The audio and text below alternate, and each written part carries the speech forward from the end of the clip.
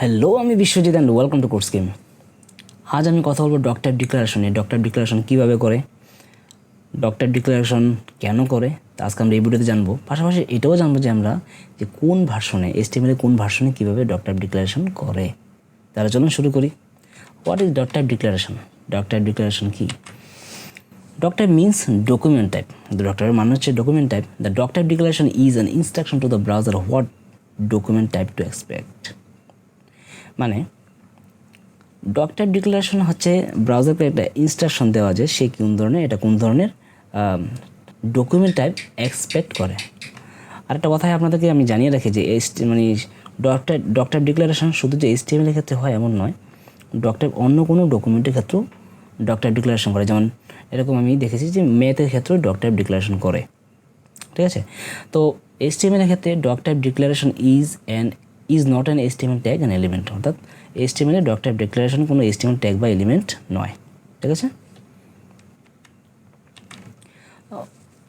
You should know the HTML type. আচ্ছা, কীভাবে ডকটাইপ declaration করতে হয় তার আগে আমাদের এটা জেনে নেওয়া উচিত যে কীভাবে ডকটাইপ HTML এর কী কী টাইপ আছে, ঠিক আছে।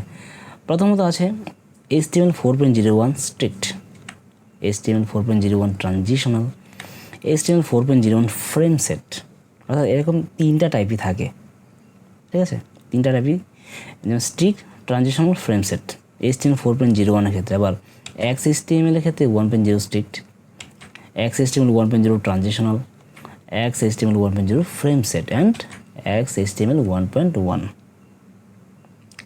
এগুলো হচ্ছে HTML এর টাইপ। তো এক একটা টাইপে এক এক রকমভাবে ডকটাইপ ডিক্লারেশন করা হয়। যেমন স্ট্রিক্টের ক্ষেত্রে একরকমভাবে ডকটাইপ ডিক্লারেশন হয়, আবার ট্রানজিশনালের ক্ষেত্রে একরকমভাবে ডকটাইপ ডিক্লারেশন। আসলে ডকটাইপ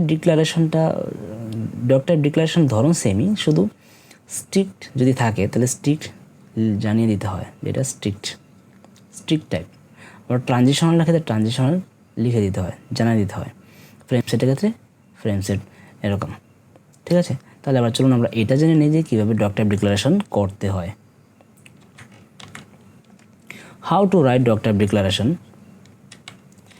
তো যেটা বলেছিলাম যে HTML 4.01 ট্রানজিশনাল, এখানে ট্রানজিশনাল হচ্ছে একটা টাইপ, ঠিক আছে। তো আর এখানে এই হলো ডকটাইপ ডিক্লারেশন।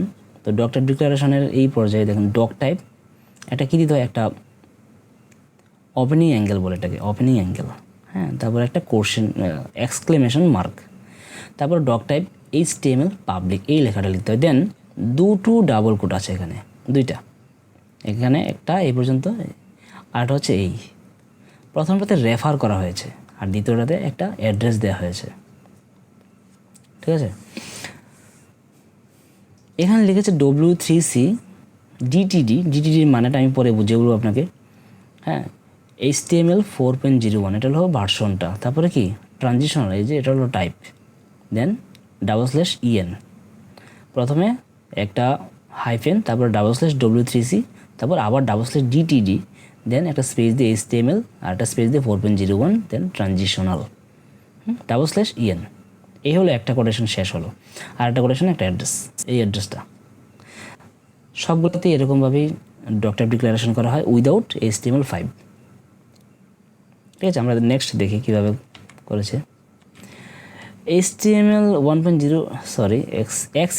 1.0 ট্রানজিশনাল, এখানে ডকটাইপ HTML পাবলিক ওই লেখাটাই আছে, জাস্ট HTMLটা লোয়ার কেজে, হ্যাঁ। বাকি সব কিছু যেমন W3C মানে হাইফেন W3C DTD, HTML এর জায়গায় XHTML এবং 1.0 মানে 4.01 ছিল, সেটা এখন 1.0, জাস্ট এই ভার্সনটা। এবং এই যে ট্রানজিশনাল হলো টাইপ, সাথে /en একদম সেম ওইটার মতোই, জাস্ট পার্থক্য শুধু এইটাই যে এখানে HTML আর এখানে ভার্সনটা আর টাইপটা চেঞ্জ।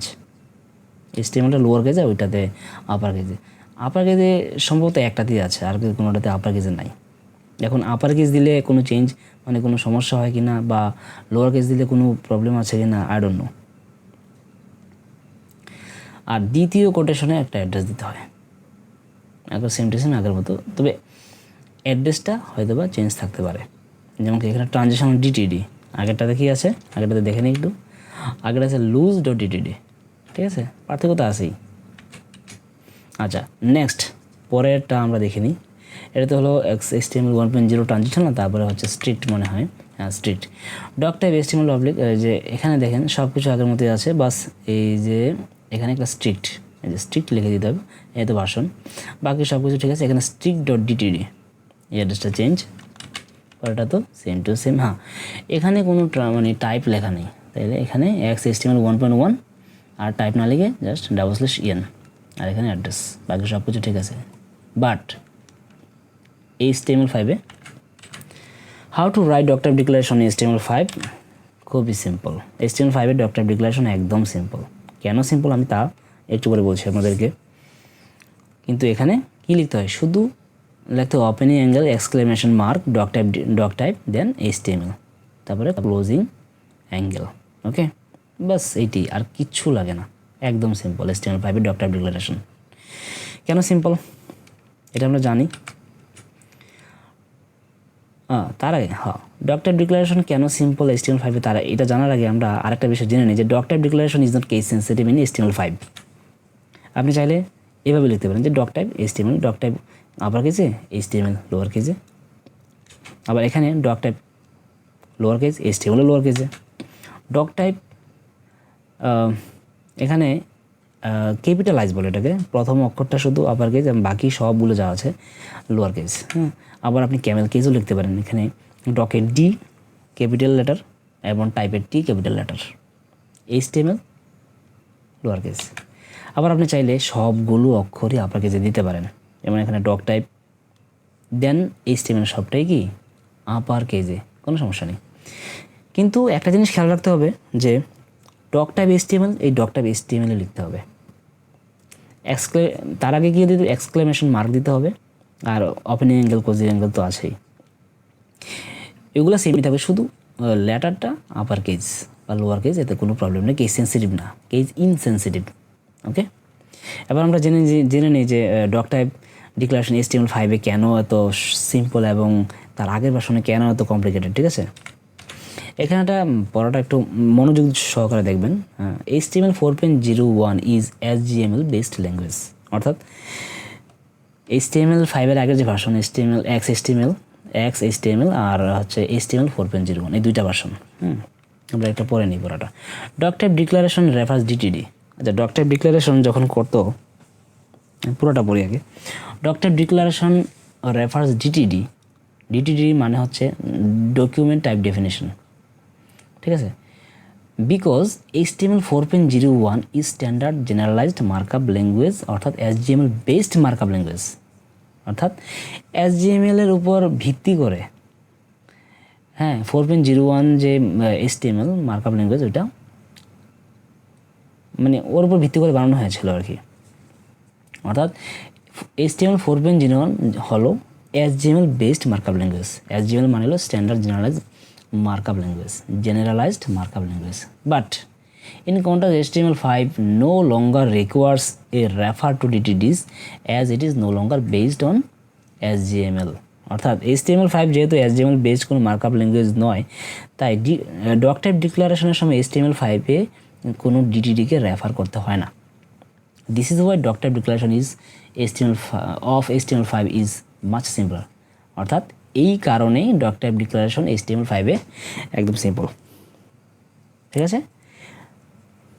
অর্থাৎ HTML5-এর যে আগের ভার্সনগুলো, ওইগুলা HTML বেসড মার্কআপ ল্যাঙ্গুয়েজ, আর এই জন্য ডকটাইপ ডিক্লারেশনের সময় এগুলোকে ডিটিডিতে রেফার করতে হয়। আমরা দেখেছিলাম যে এখানে ডিটিডি রেখা, আমি আবার যাচ্ছি এখানে, যেমন এখানে ডিটিডি আছে, এই যে ডিটিডি, ঠিক আছে। এই ডিটিডিতে মানে এটাকে রেফার করা হচ্ছে আর কি, ঠিক আছে।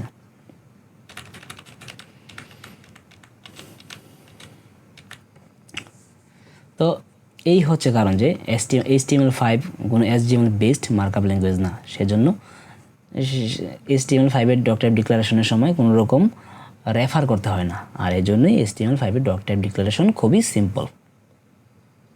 বাস আজ এতটুকুই, আর কিছু জানার নেই ডকটাইপ ডিক্লারেশন সম্বন্ধে। আশা করি আপনারা বুঝতে পেরেছেন যে আমি কি বোঝাতে চেয়েছি, ঠিক আছে। তো আজ এতটুকুই। আশা করি ভিডিও আপনাদের ভালো লেগেছে, আর ভালো লেগে থাকলে অবশ্যই লাইক কমেন্ট শেয়ার করবেন, আর চ্যানেলটিকে সাবস্ক্রাইব করে পাশে থাকবেন। আর যদি আগে থেকে করে থাকেন তাহলে thank you so much and thanks for watching this video.